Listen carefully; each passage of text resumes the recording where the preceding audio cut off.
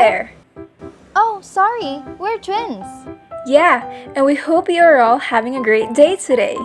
But before the day officially ends, we want to share something with you guys. Yup, that's right.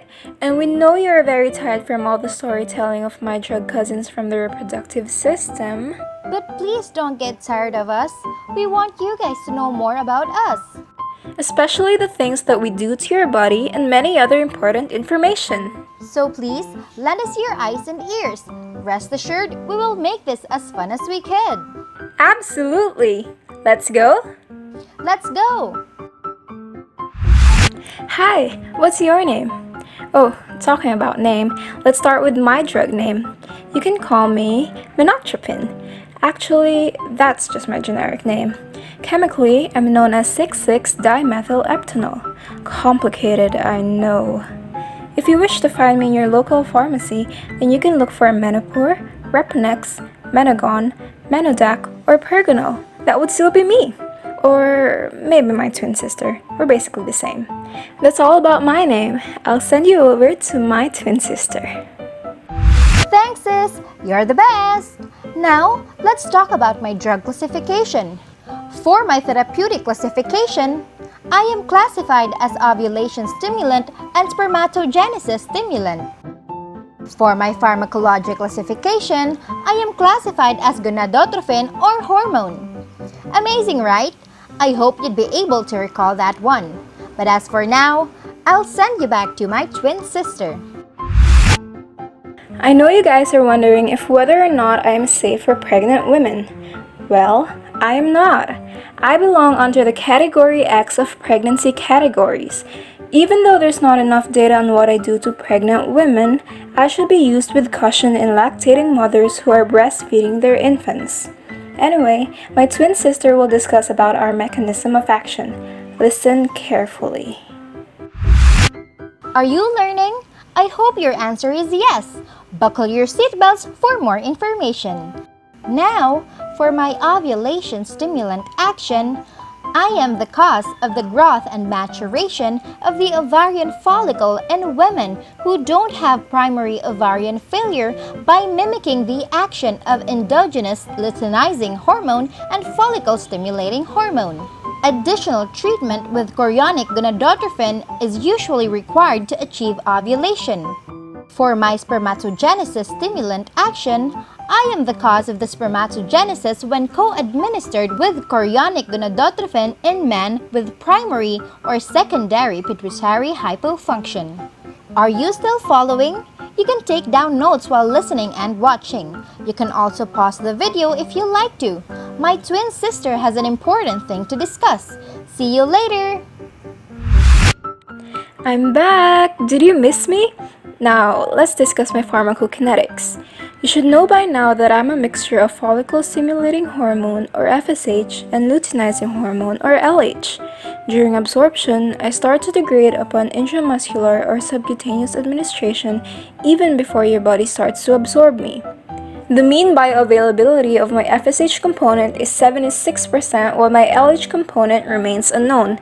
Sadly, I have yet to know my distribution and metabolic fate. The continuous secretion of your body's own FSH and LH makes it difficult for researchers to study the metabolic rate of my FSH and LH. Anyways, during excretion, I am excreted mainly by the kidneys. My half-life is 55 hours when administered intramuscularly and 50 hours when administered subcutaneously. That's it! We are halfway through the discussion. If you're still watching this, let's bring it on! Oh, my twin sister is giving you motivations, huh? We hope it is effective though. But anyway, let's move on to my indications. My indications are the production of follicular maturation and stimulation of spermatogenesis. Are you still with me? If yes, hit the like button.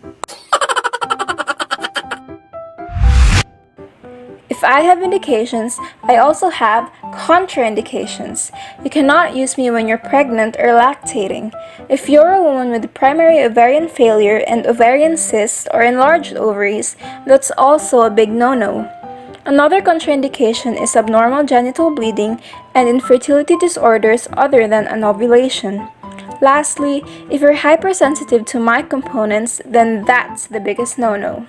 Now, my twin sister will discuss one of the most important things you should know about us. Enjoy! I hope we are not making you bored. But don't worry, I have prepared lots of pictures for you so you can relate to everything I say. Ready for it? Now for the central nervous system, I give side and adverse effects like cerebrovascular accidents, headache, malaise, dizziness, and fever. For the cardiovascular system, I give tachycardia.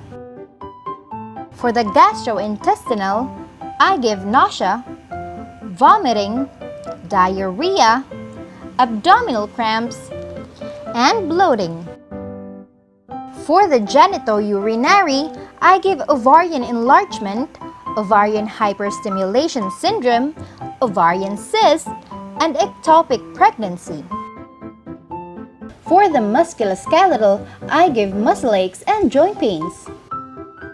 For the respiratory system, I give atelectasis, acute respiratory distress syndrome, pulmonary embolism, arterial occlusion, dyspnea, and tachypnea. For the skin, I give rash. And the other side and adverse effects I give are multiple births, hypersensitivity reactions, anaphylaxis, gynecomastia, and chills.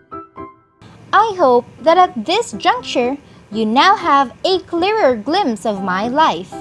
But please stay. My twin sister will discuss with you your responsibilities before, during, and after administering me. If you're a nurse, then you should pay attention to this segment. You already know me, but you have to know what to do so that your client and I can work in harmony. Before administering me to your client, you should assess for excessive menstrual bleeding, irregular menstrual cycles, and abdominal pain for female clients. For male clients, assess for the development of secondary sex characteristics. You should also warn and educate patients of my adverse reactions, because I can cause multiple births and miscarriages. Oops. Lastly, you should encourage daily sexual intercourse a day before I'm given until ovulation.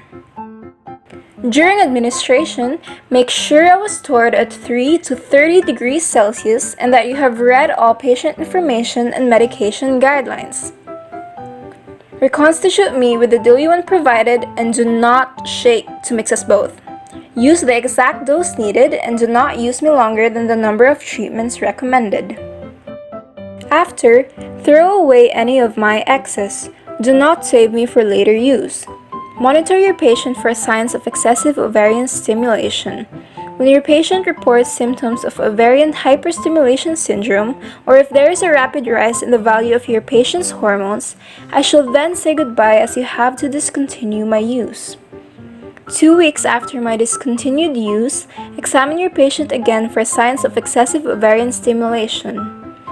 I hope your patient's doing better by then.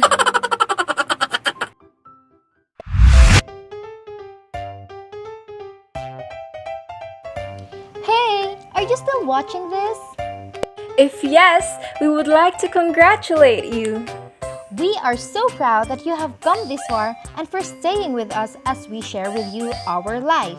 I hope we were able to give you the knowledge you deserve. I hope you were entertained too.